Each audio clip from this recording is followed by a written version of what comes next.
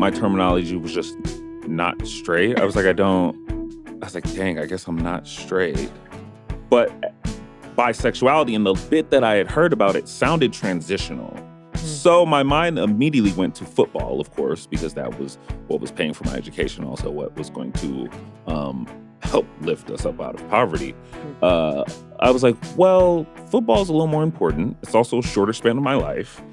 If this is a true transition, I just need to stop it. I was like, I just need to kind of stop it where it is and backpedal. I was like, I need to just go back to being straight and everything will be fine. So really, that was kind of my mindset. I think that's also having a relationship where I felt cared for and where I felt attraction and where I also had a lot of emotion with a woman helped, because I was like, see, I'm already halfway here. It's like, I'm already good. Like, I just need to stop doing all this other stuff, commit over here, and everything will be fine. So I didn't even really dissect my life like that, because I was just like, it's happening, but I can stop it.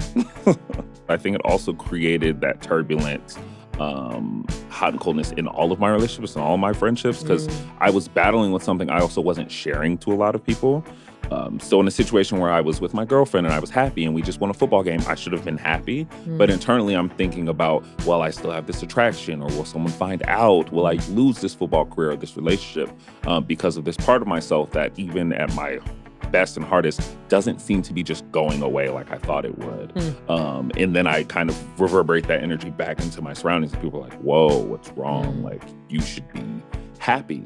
And I continued that way for a long time, actually, just kind of trying to continue to compartmentalize. But as my life experiences got larger, the boxes that I was trying to put them in weren't growing, and they were overfilling and kind of making life a bit of a mess. But the process for me, I mean, I look back at it and I'm like, how did that person survive? How was that person really able to make it to the NFL, able to pass college, able to have relationships? Because they just seemed like they were in such a overwhelming place. And I think that's also when, spoiler alert, I came out and everything, I was like, oh my God, the weight was lifted. I was like, I did not realize that I had been underwater for so long. It's Mayim Bialik's breakdown. She's gonna break it down for you, because she knows a thing or two. And now she's gonna break down. It's a breakdown. She's gonna break it down. Hi, I'm Mayim Bialik. I'm Jonathan Cohen. And welcome to our breakdown. This is the place where we break things down so you don't have to. Got an exciting day here today, Jonathan Cohen. Never a dull moment. Never a dull moment. We are going to be talking to a former NFL player, which makes me very excited because I do love my football. A decorated defensive end. He has sacked Hall of Famers. He's gone up against the fiercest competitors at the height of their game. He's a very, very special person to the queer community, because R.K. Russell is the first active NFL member to come out of the closet. He came out as bisexual, which also has a lot of really beautiful complexity that he talks about in this book that he wrote. He's also a writer and has been a poet for much of his life. It's called The Yards Between Us, a memoir of life, love, and football. He writes in a tremendous amount of detail about really his experience of really learning kind of what queerness was, and then sort of stepping into his full identity and eventually coming out, which was huge news. Jonathan, do you remember hearing about this when it happened?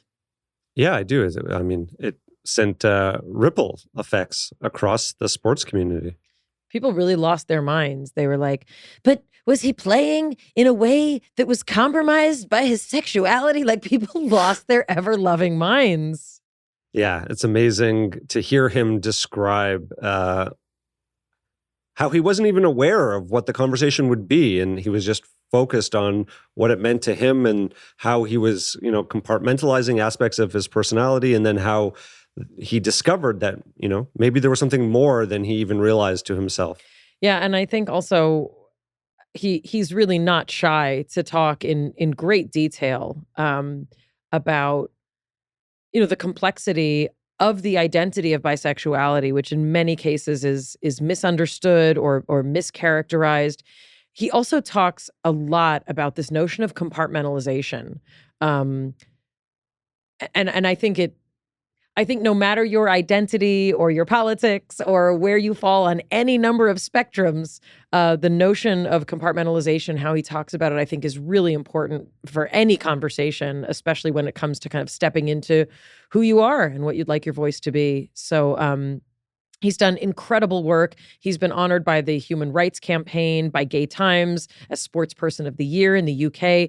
He was also selected to the prestigious Out 100 list in 2019.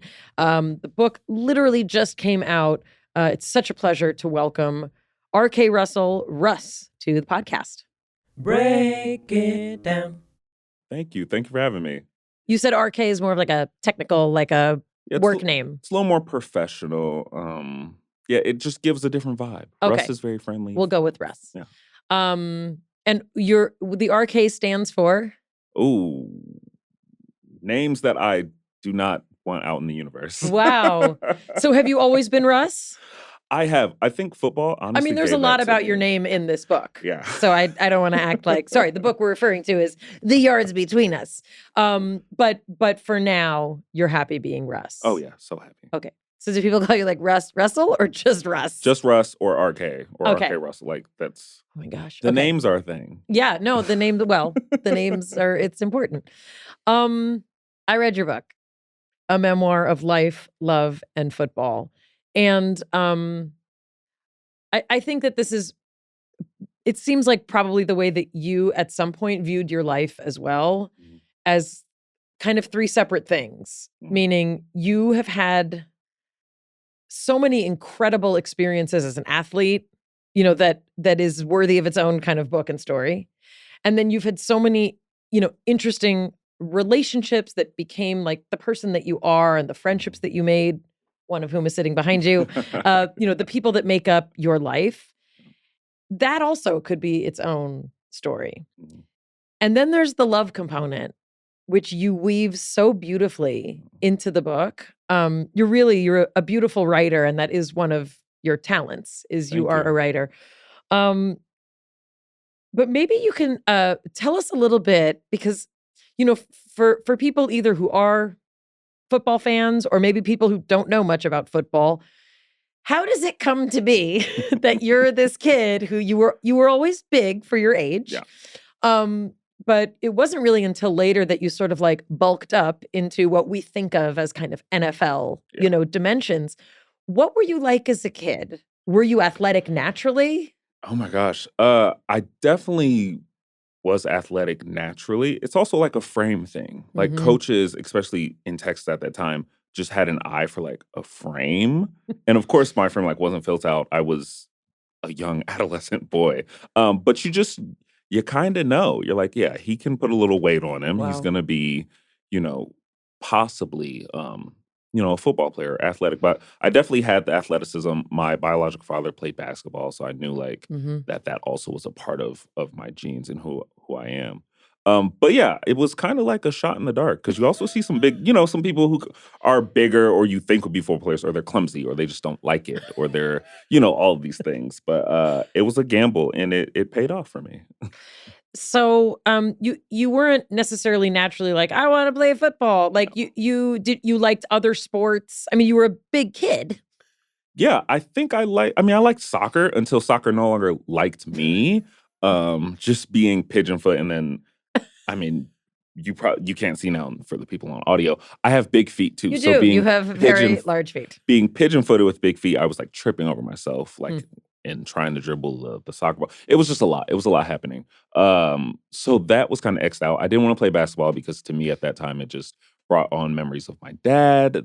And that kind of caused pain and all that. So football was kind of like the last resort.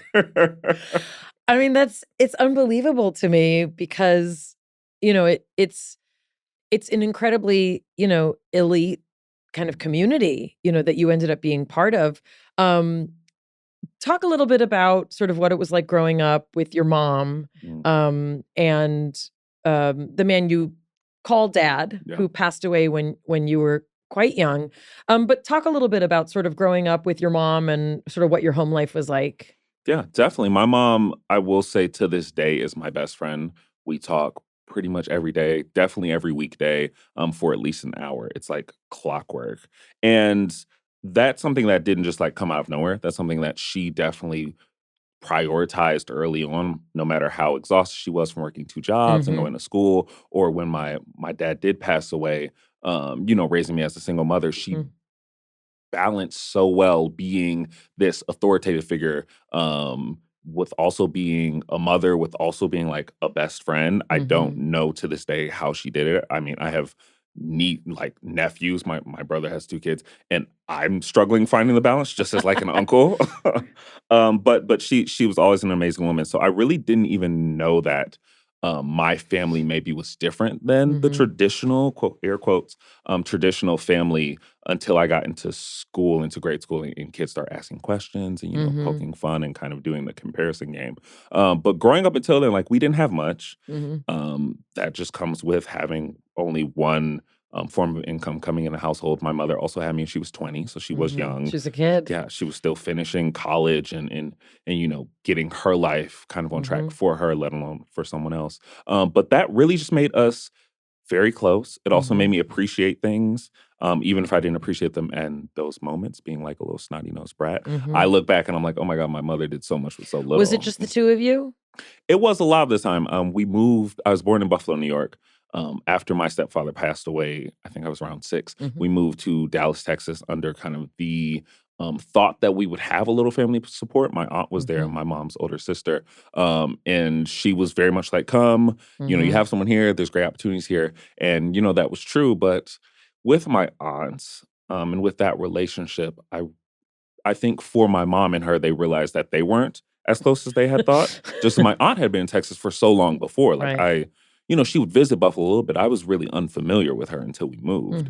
Mhm. So I think their sister relationship was already trying to find its footing, and then having like a young kid in the house with two adults who have not tailored their life for Yeah. young kids. I mean, as anyone knows, or even can kind of see or assume, once you have a kid, it kind of everything changes. Yeah. And their life was not built for that, so there was some friction there. Right. And then you ended up being then in Texas. Hmm. And you also said an interesting thing that you went from living in a predominantly Black neighborhood to a not predominantly Black neighborhood. Yeah. And I wonder if a lot of people don't realize how significant that still is, Hmm. even as young as you are. Yeah. Can you talk a little bit, and you talk a bit about it in the book, about sort of that awareness of otherness Hmm. that you hadn't previously explored?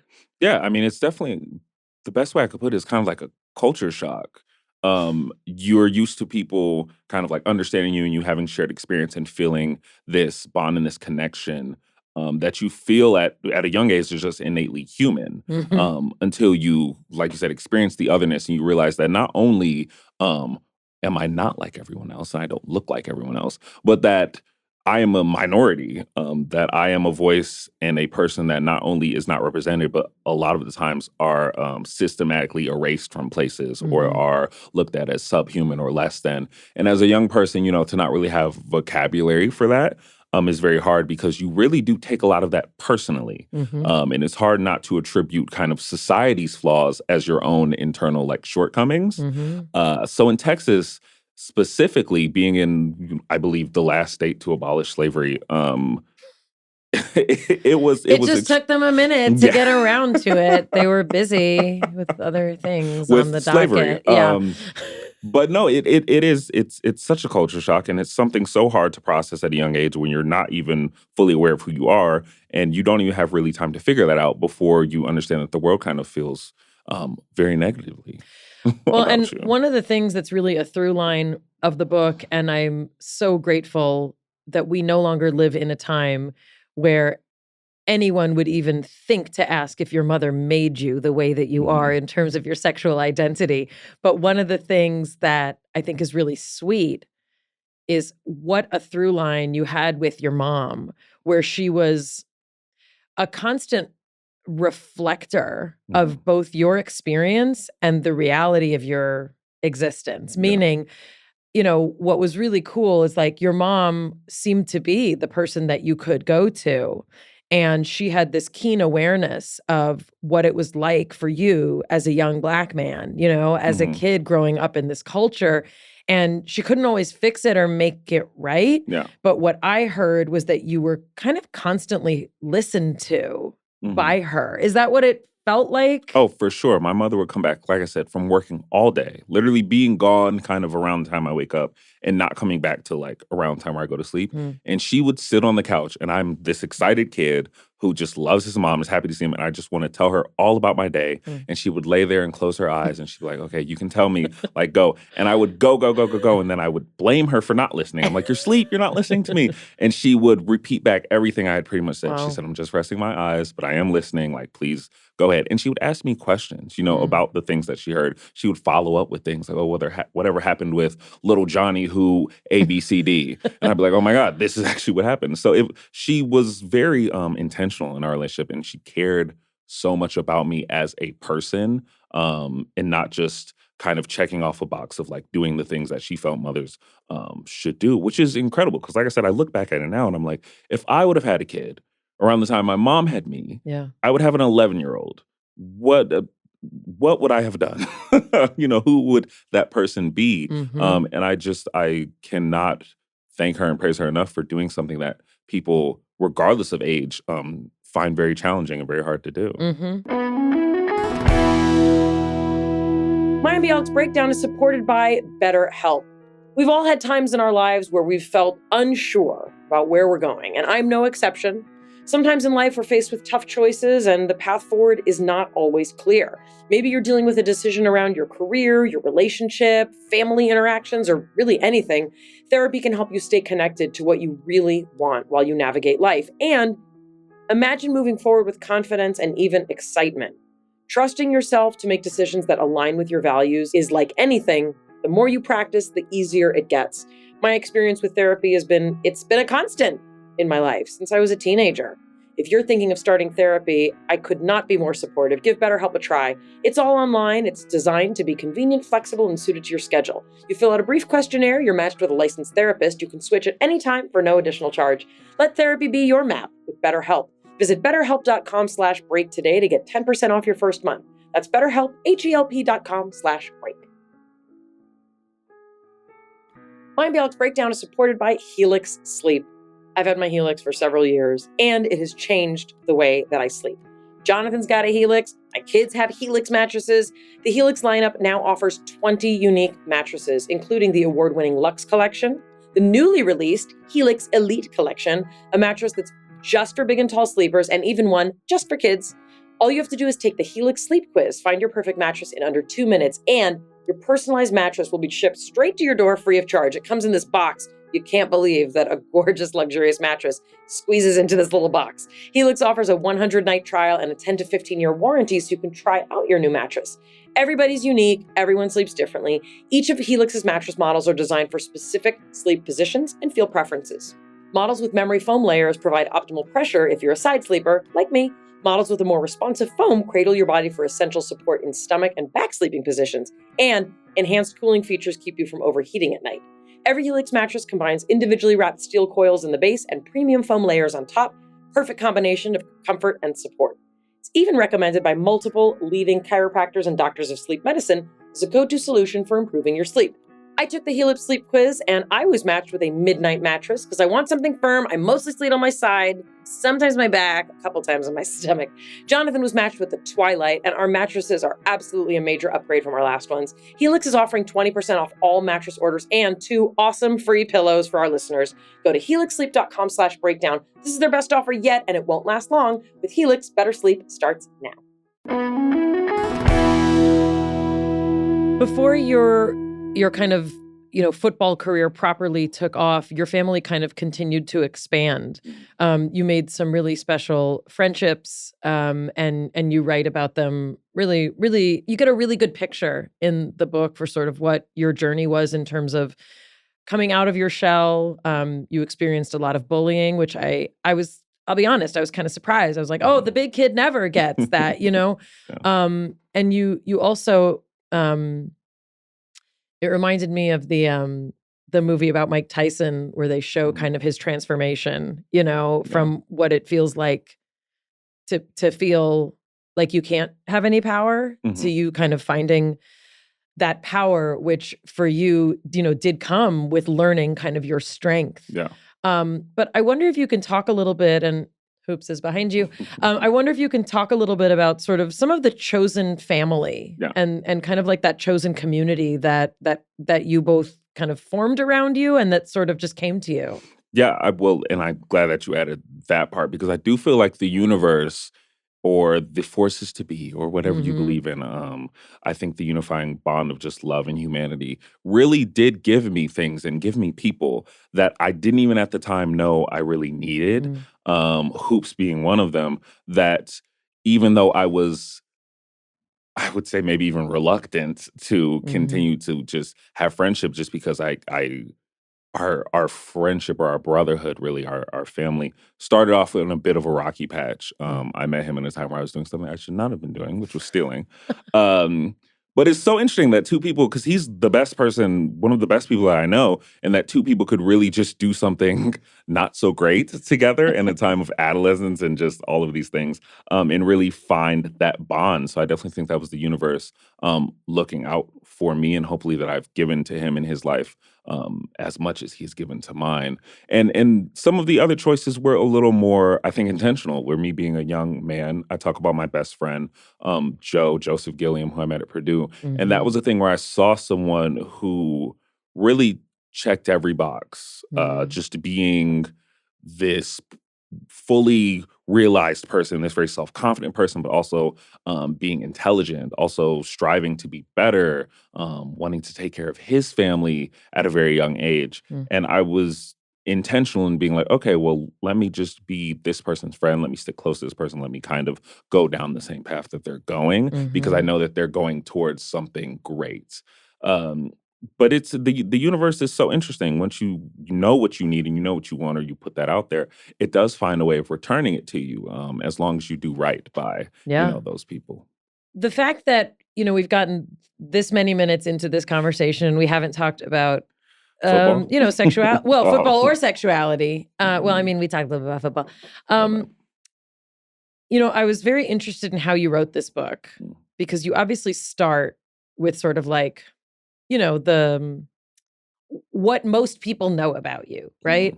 And then you go back and, we all have a story that leads us to wherever we're at today.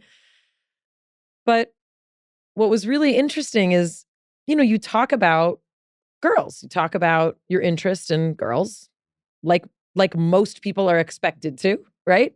There's a certain, in a heteronormative society where we favor boys and girls dating, your story, like if I had stopped, at page, whatever it was, I would have had, a really interesting, well-written, great story.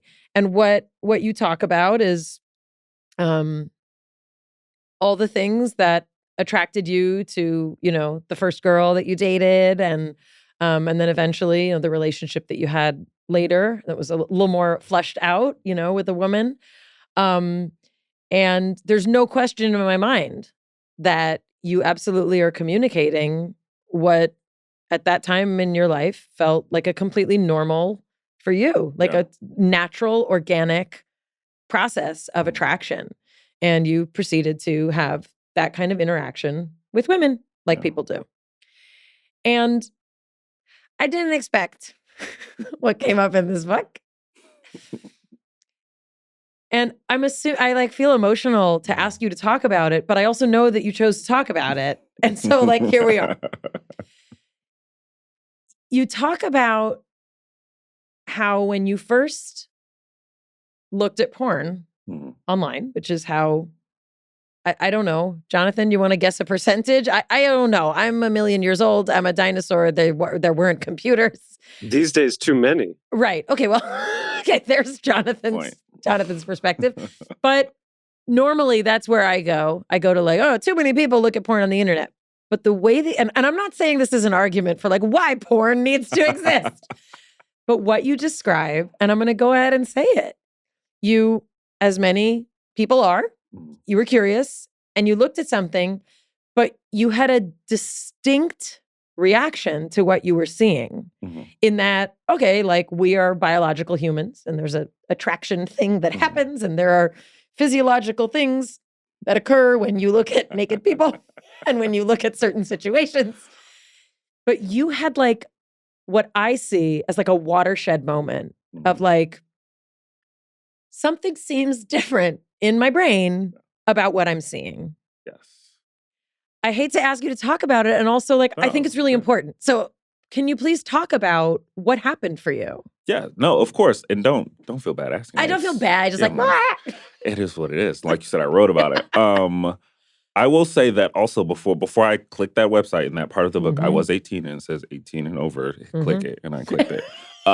So in no way am I telling people, if you're confused, watch porn. Right. But for me, I think, and especially at that time when the conversation was being had around sexuality, that it is very kind of sex-driven and sex-based, which I'm trying to kind of like get away from now, or like, because that isn't, for a lot of people and for me as well, an adult-ish conversation. Yep.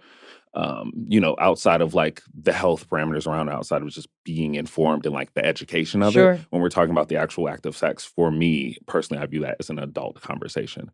He thinks I'm a child. No.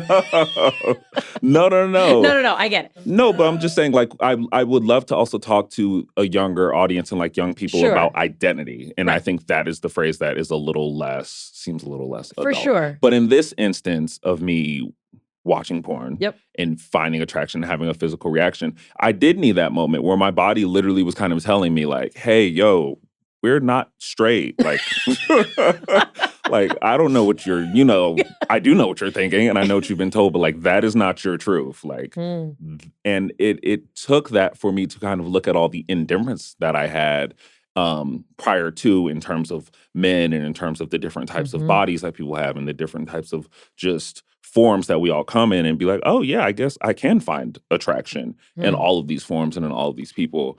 That doesn't just make you, this super kind of cool, progressive, straight guy. That makes you someone who is on a kind of a spectrum of sexuality or of identity. And I found later that I did have a greater capacity to love people both intimately and romantically. Right. Which to me forms the start of my bisexuality and that journey and realizing who I was. But I did need kind of that physical moment of like, hey. I think what's also important to give a nod to, and, as a person who is scientifically trained, and I studied, neuroendocrinology, and actually part of, my graduate work was learning about gender and sexuality, like in an academic sense, meaning like it wasn't part of the vernacular. We were just, there was already research about it for a long time, and we were already talking about it in very progressive ways.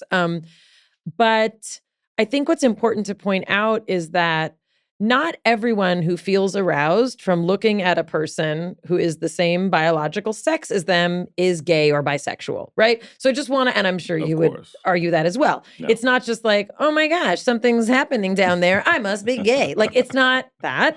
Yes. You describe something really specific that I give you so much credit for talking about, because you admit that you even had bias and stereotyping about what it meant to be gay.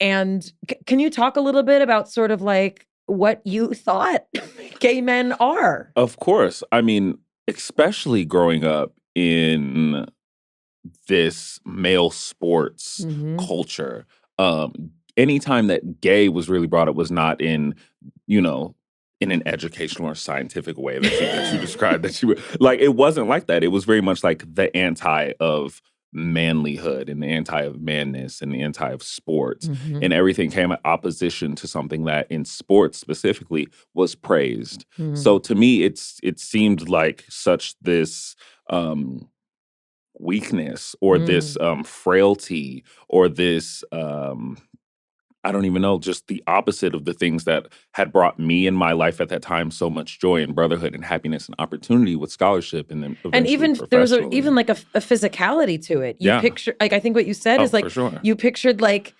thin, delicate, feminine, effeminate, men who did not exude masculinity or, things that I think in the patriarchy, we all kind of grow, to revere. Yeah. And I think that was one of the most interesting things that you talked about, is that when you saw what exists in terms of the spectrum of what the gay experience is, what you saw was like, oh, there are masculine men who also are gay.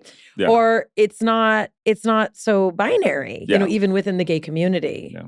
Which in 2010 blew my mind. I was like, what? This is not what I've been told. Right. But it's also just even in, there were things I think developing at that time in media, in entertainment, in terminology, pop culture, whatever you'd say, that was kind of steering away from that. But everything that I had gotten before was the more like of a high pitched voice and more like these which it's perfectly fine to be a man and be feminine and have those characteristics. It's perfectly fine to be a man and not have those characteristics, or a woman for that and matter. Yeah, exactly. But I grew up such in that, that heteronormativity, the sports culture, the binary, right. Where things were, even my bisexuality at that point and how I thought about it or how I was coming to think about it is different than how I think about it now. Like, it's just, the more you learn, especially the more you open yourself up to different people and different stories and different, a different world, you see the layers on top of yours and the intersections that you might embody or that you've always kind of felt had a place in you that maybe you, like me, compartmentalized and put away. Mayim Bialik's Breakdown is supported by Ritual. Come on, ladies, let's get in formation. Did you know women were excluded from clinical research policy by federal law until 1993? Women belong in scientific research. They are essential, and Ritual knows this. They conducted a university-led clinical trial for their Essential for Women 18-plus multivitamin to assess its efficacy. The results? It increased vitamin D levels by 43% and omega-3 DHA levels by 41% in just 12 weeks. Vitamin D is hugely important. I know this. I've been working on getting my vitamin D up. Omega-3 also super important. And what I love about Ritual products, they're Essential for Women 18+. It's part of my daily routine. It's vegan friendly. This multivitamin is made with high quality and traceable key nutrients in clean, bioavailable forms. There are 9 key nutrients in 2 capsules a day. It's their unique beadlet in oil capsid technology that is patented, that is going to blow your mind. Their capsule has a delayed release design. It's gentle on an empty stomach. Essential for Women 18+ is one of the few women's multis that's USP verified, meaning what's on the label is what's in the formula. It's soy-free, it's gluten-free, it's vegan-friendly, as I mentioned, and made without GMOs. There's a minty essence in every bottle to help keep things fresh, helps make taking your multis every day actually enjoyable. Ritual is all about hot data and stone-cold facts. Get to know your nutrients on a deeper level with 20% off during your first month. Visit ritual.com/breakdown to start Ritual or add Essential for Women 18+ to your subscription today. Mayim Bialik's Breakdown is supported by ZocDoc. You know that feeling you get when you finally find the thing you've been searching for on the internet after spending hours researching and reading thousands of reviews, and you find it, the thing, whatever it is, like sparkly disco pants, designer dog hoodies, the thing that checks literally all your boxes and has 5 stars. Oh, and it arrives in 48 hours. Why is it that you can get the most random, wonderfully reviewed thing from around the world in 2 days, but if you want to see a good doctor, it can take forever to get an appointment? And how do you even know if they're good? Well, ZocDoc has fixed this. ZocDoc is a place to find and book great doctors who actually have amazing reviews, many with appointments available within 24 hours. ZocDoc is a free app where you can find amazing doctors and book appointments online. And we're talking about booking appointments with thousands of top-rated patient-reviewed doctors and specialists. You can filter specifically for ones who take your insurance, are located near you, and treat almost any condition you're searching for. These docs all have verified reviews from actual real patients, not bots. The average wait time to see a doctor booked on ZocDoc is between 24 and 48 hours. That's it. You can even sometimes score same-day appointments, which is awesome. Once you find the doc you want, book them immediately, and with just a few app taps, no more waiting awkwardly on hold with a receptionist, you got a doctor. Go to ZocDoc.com/breakdown, download the ZocDoc app for free, then find and book a top-rated doctor today. That's ZocDoc.com/breakdown, ZocDoc.com/breakdown. So how do we get from where you were, where you start to think like, wait a second, there's something about me that isn't totally the way I think it is. Yeah. But you bump up against these gender identity and stereotypes of what it means to be not who you think you are, to that exploration. Like, how does it go from like that first realization? Like, what's the process? Yeah, I think it's for me anyway, it was a bit of a cocktail of curiosity. It mixed with kind of, now that the question had come up and I had had this moment, I really wanted to know. Like, Right. I was like, I need to know. I need to know, either just for me, or also under the guise of like, college is when you can experiment and figure things out. And I was like, okay. I was like, well, then I kind of need to know, because this is big. Like I said, especially with everything I've been told in sports.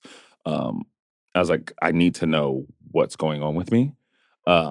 Mixed with then finding people attracted and kind of being open, my eyes open to what, how male bodies could please other male bodies. That's the most frank way That I was can put actually, it. I mean, I kind of like, I both laughed and also like, I felt like a deep like tug at my heart, because I think for many people, you were like, what's the, with I was like, how does this go? And there's also, a completely different, set of terminology and understanding of just like the culture of what it's like to have two male people together, or even two female people together for that part, for that matter.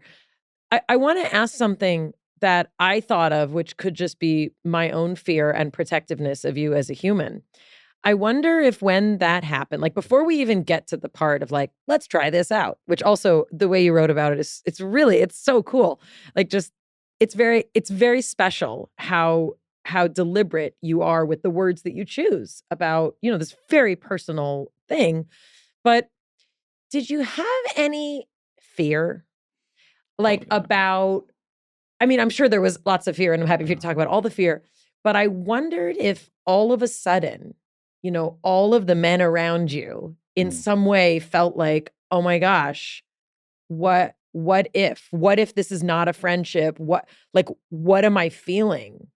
Yeah. Oh, I mean, that was a fear for me in and of itself, because I had been so close with so many men in my life, and really starting to get close and make friendships, where I did take a moment to assess within myself, which honestly didn't take long once I really thought about it, because I was like, I'm not attracted to these people like in any way, shape, or form. Right. Oh, you mean you can control your sexual urges?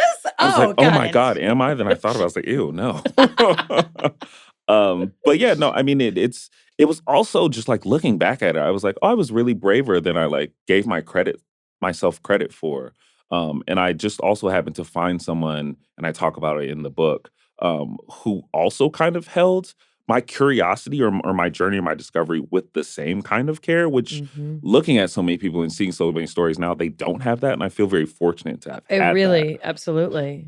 And I think for me, and this is just the type of person I am too, I don't really spiral a lot of the times about things that are future things. So for me, I was like, let me figure this out. And if I am, then I'll spiral. I didn't really question a lot of things. I was just, for me and myself, I wanted to know more about that part of myself, especially if it's a part that had been there the whole time and I just had not been really aware of, or not even been kind of conscious of.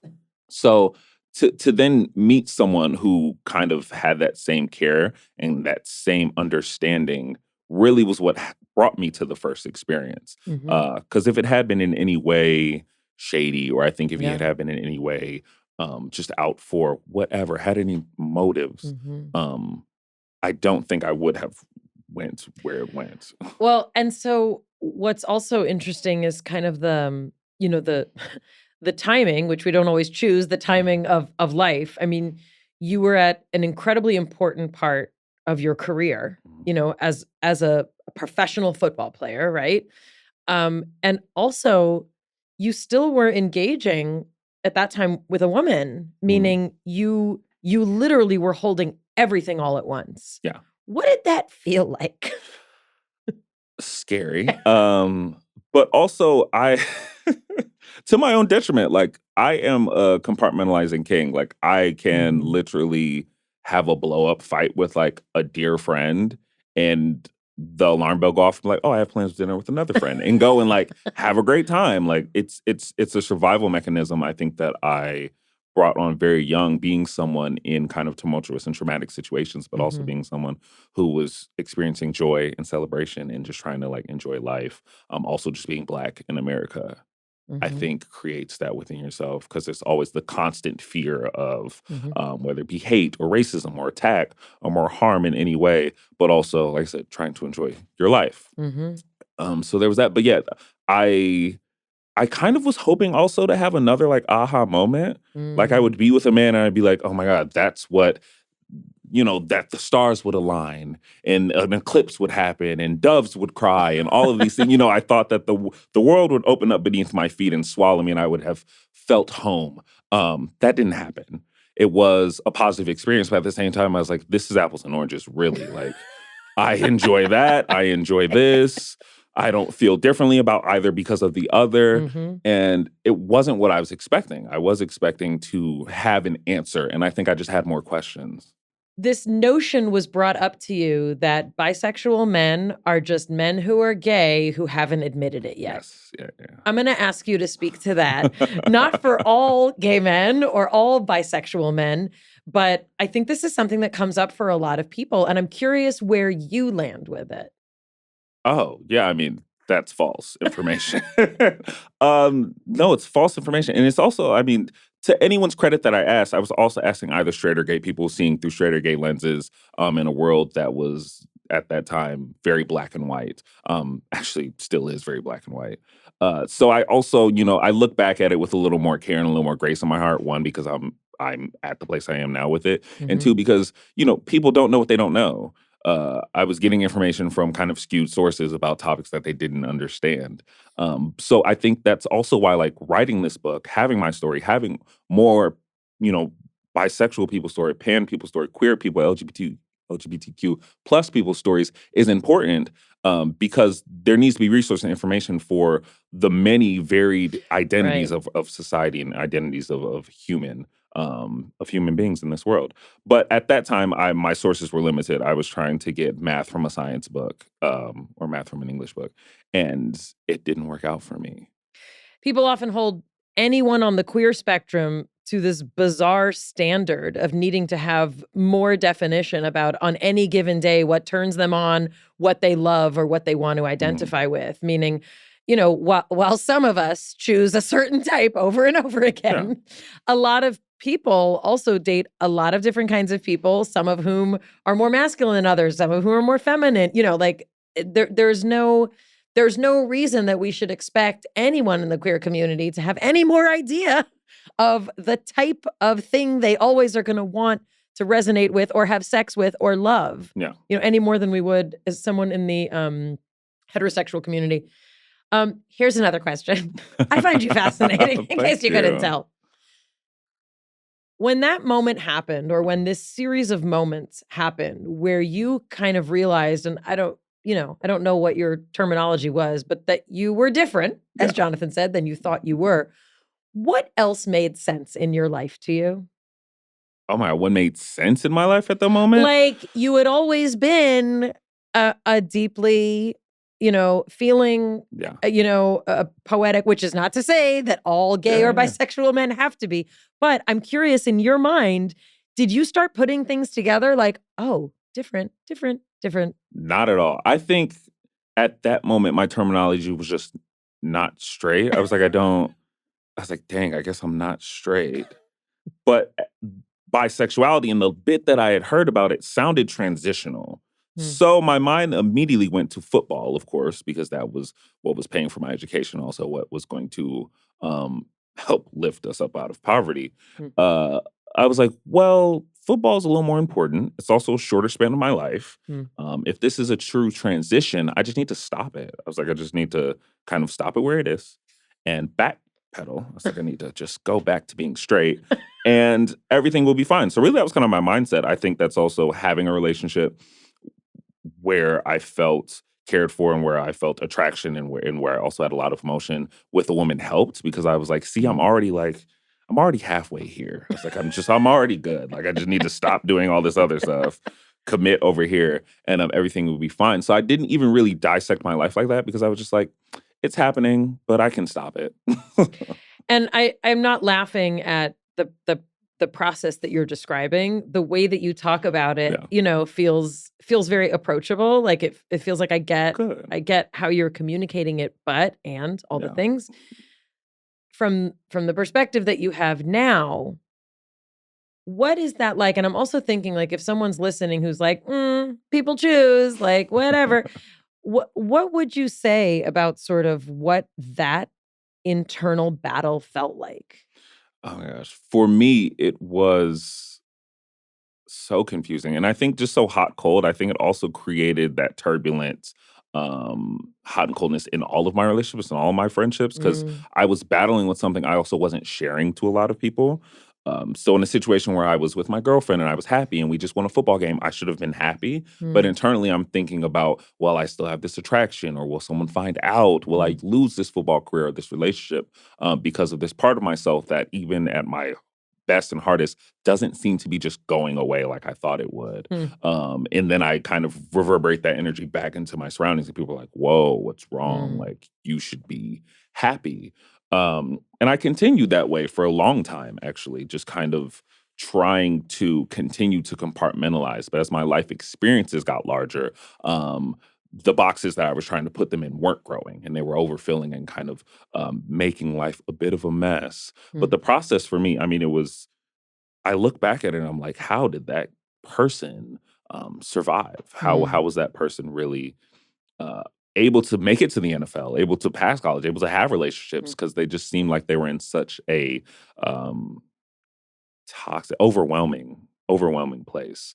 And I think that's also when, spoiler alert, I came out and everything, I was like, oh my God, the weight was lifted. I was like, I did not realize that I had been underwater for so long. But yeah, at that time it just felt overwhelming. Let's take everything you've said, which I think a lot of people can probably relate to, especially those who find themselves somewhere on that spectrum that is not, even one or the other side. I mean, I think a lot of gay people might be like, what? What? Both? Either? What? Yeah. No. And I have gay friends who are like, nope, that would never be an option for me. Yeah. But I'm curious, was there any conscious or even unconscious sort of need to like lean in to that dude bro side? Because like you're surrounded by like this extremely like hyper masculine, hyper aggressive culture of football and NFL and the cheerleaders. And like, it's so dude, like it's so dude. And I wonder, like, did you feel like you had to either tone down parts of yourself or amp up other parts of yourself? I think, it's interesting also, like, because I do have a lot of masculine tendencies as well as feminine tendencies, but people had always praised and focused on the masculine. There was times where I knew I had it, so I used it, so to say, like times where I felt a lot about what I had learned about masculinity. And one of the most important things about masculinity was defending masculinity and proving your masculinity and continuing to assert your masculinity.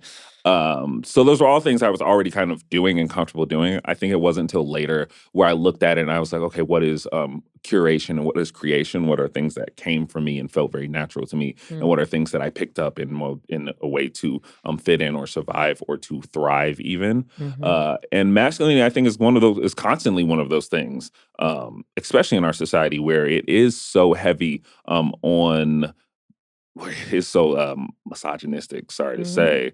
And we do pride masculinity, at least in men, and even kind of in women. I do believe, especially in sport, that queer and LGBTQ plus women are looked at as like, oh, okay, well, yeah, of course you would be. You play sport and that's okay. And, it's probably helpful for you as an athlete. Whereas for men, it doesn't have that same connotation because you're kind of moving away from masculinity in their mind. And they're like, oh, this must be a detriment to not just your sport, but also your manhood. So I will say that I constantly kind of look at that and I'm like, am I being this way because I feel I need to? And I don't think that was the case a lot of the times for me. There were some times where I felt for lack of better words, tried or challenged. And I knew I ramped it up because that was just the mechanism that I had been taught and that had worked for me. But it didn't feel, I didn't go away from that like, oh my God, now I can stop. Like that was such, like that was so heavy. I'm picturing you putting on like a rainbow boa as soon as you get home. Like, thank God. I can be me. Anyway. Yeah, no, it wasn't that. But to your credit too, there were definitely things I toned down. Like I can say to that. Things that I even kind of just never engaged with. Because like I said, I was in that transitional phase and I was trying to not I was trying to go back to being straight. So I was like, okay, I guess I'll just stop writing poetry for a while. I guess I'll just stop looking at all this stuff. One of the I would say, highly irrational fears that people have around people who have a sexual identity or gender identity that normative society is just not comfortable with. One of the irrational fears is like not you personally, but that those people would not be able to like control themselves. Like there's this notion that queer sexuality is like it's out of control. Like you have to have sex on the street. Like you can't help yourself. And and it even extends, I mean, in all honesty, it extends into some people's distorted and vulgar perceptions of what pedophilia is. I mean, like, it's like a very, very disturbed, kind of line of thinking, which I think, for me, I grew up in Los Angeles. So like I've been sheltered from a lot of that because like I just grew up in a city where like it's all good and whatever. Yeah. And that's just how I was raised. I was raised by very progressive liberals. But I wonder what you would sort of say to that, because I think that that's part of that outdated fear of like, well, if he's potentially attracted to men, what if he can't tackle the guy or or if he tries to touch his butt while I mean, I'm like being for sure. Like it's absurd, but like, was that something that like in the back of your head, you're like, this is a thing that people are going to think? Honestly, at that time, no, it wasn't till I started kind of sharing with people in small ways about it that I got that feedback. Got it. And I was like, oh, this is the conversation around it. Like when you walk in a room on people talking and you don't really, and then you jump in, you're like, oh, and then you kind of want to like Homer Simpson into the bush your way out of the conversation. Yeah. I think that was me. That's me in every conversation. And I think it's only amped up when you add in something like bisexuality, because then people, for lack of better words, just look at you as kind of like a sexual deviance or this feral sexual person who just, like you said, can't control themselves. Right. And I will say for me personally, that I am not attracted to people also that aren't attracted to me. Like I like some reciprocation. I also am someone who is played one of the most hardworking and like dedicating like focused sports in the world. So I don't think like focus is an issue for me. I don't see those as being problems. And I think that the issues that people have with any type of sexual fluidity or even promiscuity are deep-rooted into our society and then translate into how we view sexuality and identity, which are more conversations for like those people that have those views than for someone like me. I think it's perfectly fine if you want to have sex with people that consensually or want to have sex with you and are adults and make that decision as much as you want or as little as you want. That isn't anything other than just being human. But there are people who are also just looking at ways to police other people. I think we use sexuality and sex specifically as one of those things.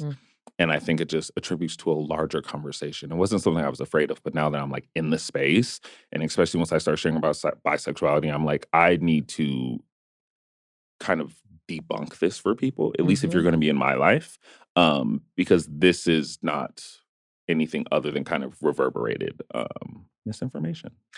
And can you also talk a little bit, because you alluded to it before, you mentioned that beyond sort of a sexual attraction to same-sex individuals in this case, you mentioned a romantic and emotional component to this kind of relationship. And I think that's also another misnomer people have, I think especially about bisexuality, when you hear people talk about it, that the idea is not simply that you just can't control your sex drive and just want to have sex with anyone. that you mentioned, and this has been a part of your life, being in a committed, loving, romantic, emotional relationship with a person is distinct for you. It's not like, oh, I like women because I like to talk to them. But when it comes down to it, what it's really about is this kind of sex. Can you talk a little bit? Because I think some people may not have a lot of opportunity to hear from someone, especially the way you are comfortable talking about it, like what that's like. Yeah, I mean, it's funny that you bring that up because I hear it even in the conversation now or Twitter or wherever, where people will, identify maybe as bisexual, but say, well, sexually, yes, but romantically, no. These kids today with they just dissect every term there is. Where I'm to the point too where I'm like, we're all on our journey, we're all defining and redefining ourselves constantly, whether we know it or not. If that feels true for you, that feels true for you. For me, I found myself not just beyond the physical, but less that emotional and romantic attraction with varied people, and it was kind of the most shocking thing for me because I felt like it made it a little more real. I felt like if it was just sexual, especially being young, I was like, hopefully my hormones will like balance out at some point and I won't, I'm like, maybe that attraction will just fade off and I won't see a future. But being able to really be in relationships with multiple people and being in such different relationships, I think a lot of dating, especially for a young person, hopefully is also just finding what feels right for you and what feels good for you and what you bring to a relationship and what you also need in a relationship. And I found different things from different partners that made me the person that I am today and that really built who I am, just not as a partner, but as a man. So I think that was very important for me. And it's very important for me to be distinct. I think people want the 50-50. I think people want it needs to be the same. You need to be as attracted to women as you are to men. And I'm like, I'm not as attracted to anyone as I am to anyone else. You know what I mean? Like, that's just such a varied thing. Like, even if you like just women or just men or non-binary, whatever you like, I don't think it's the same with everyone. Like, I don't think just because you like women, you like all women the same, or you feel attracted to all, and that's the same thing with me. Just being a man or a woman doesn't put you over the other person. It's like, what type of person are you? Also, like, yeah, it's so many different variables. And I think people want the equation. They want the answer. They want the definition. And I'm like, I can give you one, but it might change. Or it might be very loose, or it might be, it won't be to your satisfaction. It's something that I can only continue to express, and experiences that I can only continue to detail in things like this book. And you do it so well. You were not the first NFL person to wade into these waters, but you were and are the first active member of the NFL to have this kind of attention around your sexual identity in particular. And I want to talk about that, but first I want to talk about your mom, because that part of the book just like hit me in the gut. And I think, especially like I was almost all the way through the book and I'm like, this is going to be amazing. She's so awesome. And she would like lift him up on the sink when he was little and like, it's going to be this moment. And what happened was your mother had a lot of fear and it was completely appropriately placed. Can you talk about that phone call with your mom? Yeah, it was... I think in my mind and in my heart of hearts, I knew we would be okay. Sure. Like you said, and like, I mean, I wrote in the book and I lived it. My mother is an amazing person. We've always been so close. And I think that on the flip side, attributed to some of the shock, because how can someone so close to you, kind of had held this from you, or you not been privy to this or aware, how can we... Moms want to believe they know everything. Yeah, that they know everything. And, my mom to this day kind of like goes back and forth on like, I knew, and then it's like, I didn't know, and I was devastated, and I didn't. And, it is, and I think there were things there where she can look through different lenses and see different things. I think that's just the gift of being a mother. Also seeing someone in so many different layers. Like, she sees me as a 5-year-old, as a 15-year-old, as a 30-year-old, all at once, which is crazy. But that initial phone call, I kind of also set it up where like it had to happen. I had already filmed the ESPN coming out segment. I had already written the letter that was going to go on ESPN.com. I had already put things in motion where I was like, She was the last. Yeah, I was like, you got to tell her. Like, she can't find out on TV. You're going to be an asshole. I picked up the phone. I had that call. And I think what I got, the initial kind of reaction in the words, they hurt me. They were devastating. But at the same time, I was, I think, so happy in my personal life and such a good place. And I knew that, one, it had taken me so long to get here and such a journey to get to where I wasn't, to be comfortable with who I was, that I had kind of given her 5 minutes to go on her own little mini journey herself. And that wasn't that fair. And also that, she was worried.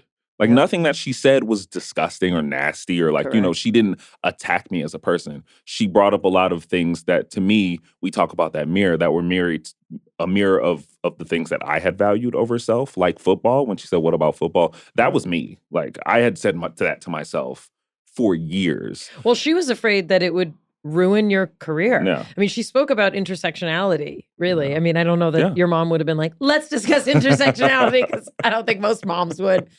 But what she talked about is, she said, essentially, if I can paraphrase your mama, it's hard enough being Black. Yeah. It's hard enough being a Black man in this culture. It's hard being gay. And now you're both of these things. And where are you going to throw your life away, your career? I mean, that's enormous. Yeah. And the pressure that I would imagine you felt, like, as you said, it was already in motion. And of course, she ended up, it's a really beautiful kind of, how she kind of came around and the set of conversations you could have. But what was your fear kind of? Well, I'd like you to speak to both of those things. I'd like you to speak to the intersectionality of being Black and gay, being a Black man who's also, or, gay or bisexual or, anything that's not, again, heteronormative. Yeah. And also to kind of speak to the football piece, like what you thought might happen or where you tucked those fears. I think, well, first to talk about the intersectionality of being a person of color and also a queer person, a person of varied identity, sexual identity as well. To me, and how I viewed it, really at that point when I got to telling her, I was like, I'd lived my whole life Black. That shit was hard. You know what I mean? Like, I had already gone through a lot of hate and a lot of stigma and a lot of racism. I was like, I've done it. I'm not new to this. You know what I mean? Like, and that's kind of the armor of just who I am and my experience, and also something uniquely both tragic yet beautiful about being Black is that I did already have a defense mechanism and a hard exterior and understand what being discriminated against would be like. So to me, the just another thing was just another thing. I was like, okay. I was like, I already kind of get hate from random people that don't know me at all. I'll get different hate from different random people who still don't know me at all. That's fine. I was also already grown at that point. And my survival and things weren't so dependent on other people. So that's where I was at with that. But it also, for me, was a great opportunity to kind of bridge communities that for a long time as a young person, I didn't see. Like, I didn't see a lot of Black queer representation. One, because of the fear, I think, of what that meant and the struggle of what already being Black was, and learning that, because that was going to be the initial kind of lens that people saw me through in this society. I can't hide my skin color. I can't hide my race regardless of anything. So that, I think everything was focused on getting me prepared for that. And I was like, oh, these skills are transferable. Sadly, I was like, okay, great. I'll just use this with this as well. And then to speak to the football piece of it, I kind of knew in my heart, I knew that being bisexual wouldn't help. Like I'd never done anything, I had always grew up, especially in sport, to hear, like, if it isn't helping, it's hurting. So I kind of already had that in my mind. I was like, but I was to the point where I had to prioritize football over me for so long. And it had got me to such dark and dangerous places that I knew that football would come to an end, either of my own volition or not. And that being me would not. That I would be me for as long as I had existed here. And that had to become a priority, because it almost got to the point where I wasn't here any longer. I was in such a dangerous and volatile place. So when I thought of the football component, I was like, I tried it that way and I was miserable. Mm. I had reached the height of success. I had been drafted by my hometown team. I had sacked Hall of Fame quarterbacks. I had won, and I was miserable. Or I also looked at myself and did not love who I saw back. Or I did not see myself the way that people saw me, in the positive lights that people saw me. And so the football component was really about survival. I was like, I can continue to try to chase this game, and it might come back to me, but I don't know if I'm going to make it there. Like, I don't know if I'm actually going to get there. So I have to choose me. And the end of that story is sort of where the book sort of ends. Can you tell people a little bit about where you are kind of career-wise? And this book is a really powerful indication of how much of you there still is that you're, kind of exploring. Definitely. I think for the yards between us and the end of this book specifically, you kind of come to a place where there are still questions. That's life. Like, what is R.K. Russell's life going to look like after this? But I also think you come to a place where the opportunities are so bright, where you have writing, where something like this book can come out of this journey. And even to take that to another level, the book now being optioned by Sony Pictures and yes, I will play you in the movie. Oh my gosh. Co-executive produced people like Gabrielle Union, who I grew up idolizing, not just for her talent on screen, but for her activism outside of that. And also kind of taking on a model like that in of myself, of seeing football as something that has so many positives, that just brought me so many connections, so many brothers, and so much opportunity. But also I can look at it as kind of like that loving sibling or loving parent or whatever the relationship is, and be like, there are still things that can be worked on, that there are still places to grow, that though this has such light for you, that light isn't reaching certain types of people, specifically queer people. And how do we bridge that gap, that intersectionality that I talked about earlier, being the bridge between these communities that for a long time have been held divided, kind of bringing those two closer together. And you see me do that with the NFL. You see me also doing that collegiate level and beyond, because I do also think a lot of the things that sports are inherently homophobic or misogynistic or sexist or all of these things start at a very young age. You don't get drafted in the NFL and they're like, okay, well, now that you're here, we don't do A, we don't do B. These are things that you heard as a young kid and that you bring into that league. There are a lot of queer athletes, young athletes, that we are losing in sport because of their experience on the amateur level and on the smaller levels of younger levels. I think that's important. You see me in a place where I kind of have nothing but myself, my family, and my love, and I'm so much happier. And I think people are going to wonder where that's going to take me. But all I know is that there is a future for that person that he sees, and he didn't see that before. And I'm going to continue to do those things. I'm going to continue to champion these fights. I'm going to continue writing. Even though this has taken literally like 3 years of my life, I'm going to continue to do those things and shine the light. And I think that people after me, people before me too, are all continuing to hopefully make sport specifically a more inclusive place. And I hope that gives this message that the things that you maybe are putting over yourself do not equate, even if you add them all up, they do not equate to the love of self. Life, love, and football, all very important. But that love is not just romantic. That love is a love of self. And you cannot have the two without that. So beautifully said. And also just kind of to put a finer point on it, there is no reason to think that everyone in professional sports, football, basketball, like name the sport, there's no reason to believe that all those people are straight, and we don't have to. No. And I think that's such an interesting thing to realize, that like, while there are many, beautiful opportunities for young people who identify as queer to have their own spaces, what I hope is for an integration of an understanding about how you don't need a separate league, right? Yeah. Like we can all exist together in this kind of space because people that you probably already don't know are queer are already the people that you're cheering for. Because we already do. Like you said, I mean, I think that conversation is attributed to a lot of the conversations that we're having now, where it's like this fear of equality for some reason. I mean, also just to segue, like, giving everyone equal rights doesn't take away from your rights. I put that out there for anyone who needs to hear it. And also that we've been existing. We've been cohabitating. We've been teammates. We've been, like, this has been happening. This is not a new venture or a new thing. This is our everyday thing. And seeing each other and respecting each other and loving each other, there's nothing wrong with that. It's how things should be, and it's how things probably were before you were maybe privy to another part of this person. I guess before we let you go, and you talk about this in the book and it's in the epilogue, but I wonder, I want to hear it just in your voice. If you were to speak to people who are holding something, who are holding a secret, a fear, about their true identity, whatever that may be.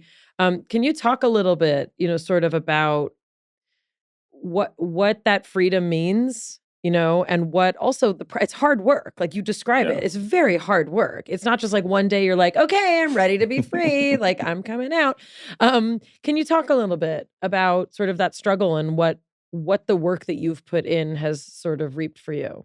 Yeah, definitely. I will say that there's also dedication at the beginning of the book to people who are queer people and people who have lived a life in secret or are living a life in secret, and that message is that the time is precious. The time that you carry this secret that you harbor, that you use to kind of fit, whether it be fit in or the things that you think you have to do or things, those are the parts. That is the time that you'll never get back. And that, when the time is right, it'll be right, but that there is no time like the present, that your life and your tomorrow is not promised. So also don't put it off. The dedication is, I offer this to those still reluctant to come out, that there will never be a perfect time, only time you waste living a lie. No. And time you cherish living your truth. We don't know how much time we have on this earth, so cherish it. Really beautifully said. Russ, it's been an absolute honor to speak to you. I know you hear so many things about you from so many places, but I remember when I saw what you wrote, that article, I never thought I'd get the opportunity to sit with you. And I just remember thinking, as a person who's a lifelong sports fan and a dedicated fan of all the beauty and masculinity of sport, and in particular of football, I remember thinking, what a fucking badass this person is. It's like a level of publicness about something that should not have to be made public, meaning it's yours and yours alone. Yeah. It's nobody's business who you have sex with, who you love, or how.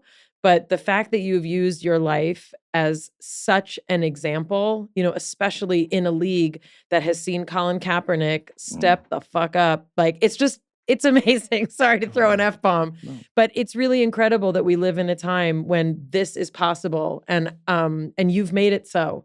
So thank you, really. And on behalf of everyone listening, it's just been such a fascinating conversation. The book is The Yards Between Us, a memoir of life, love, and football. Thank you so much for being here. Oh my God, thank you for having me. The book doesn't exist without conversations like this. I'm so glad that he was able to be here in person. Jonathan, I'm sorry that you were not able to be here in person for this one. But he's a very tall man. Like he's a football player. He's got football player dimensions. But he's a really beautiful, he's a beautiful person to watch speak. He's very expressive, and he's not afraid to talk about, so many intimate things. I really thought that the way that he described compartmentalization was so helpful. I think we all have bits and pieces of that, and I don't mean to compare, work life with notions of sexual identity or gender identity or any of the complexity that he's dealt with. But Jonathan, can you speak a little bit to like this notion of compartmentalization? Well, he talks about it as a coping mechanism and actually a survival mechanism. And I'm wondering if you can talk about the stress on the system of having to have these boxes and keep things separated like that.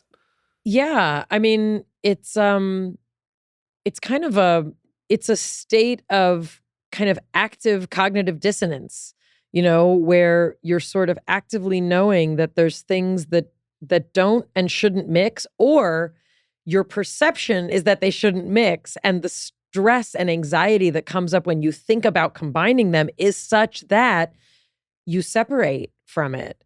And compartmentalization is a very useful tool. This is one of those things that's like, it's an asset in many regions of your life. You think about people who work in hospitals. You think about people who work in trauma, or who are the ones, going into places torn apart by terrorism or by natural disaster. You have to be able to compartmentalize. It's a skill that allows us to function as humans, but when it obviously becomes something that is preventing you from kind of owning all of yourself, that's when we sort of need to look at it really in the light of day. He also mentioned something that I forgot to ask him about. He can sleep anywhere. That's one of my skills. And I was wondering if that's... We didn't ask him the strangest place he's ever slept. Oh, it's in the book. He's slept some pretty strange places. But what's interesting to me is that kind of ability to shut your nervous system down, which he mentions and which I know that I have, it's also a form of compartmentalization. It's like whatever's happening here, nope. And for me, I think a lot of my strange sleeping is often overwhelm. I specifically can sleep and choose to sleep in the middle of very loud airports. One time on the floor of a very loud airport. Oh, I've slept on many floors of airports. You've only seen it once.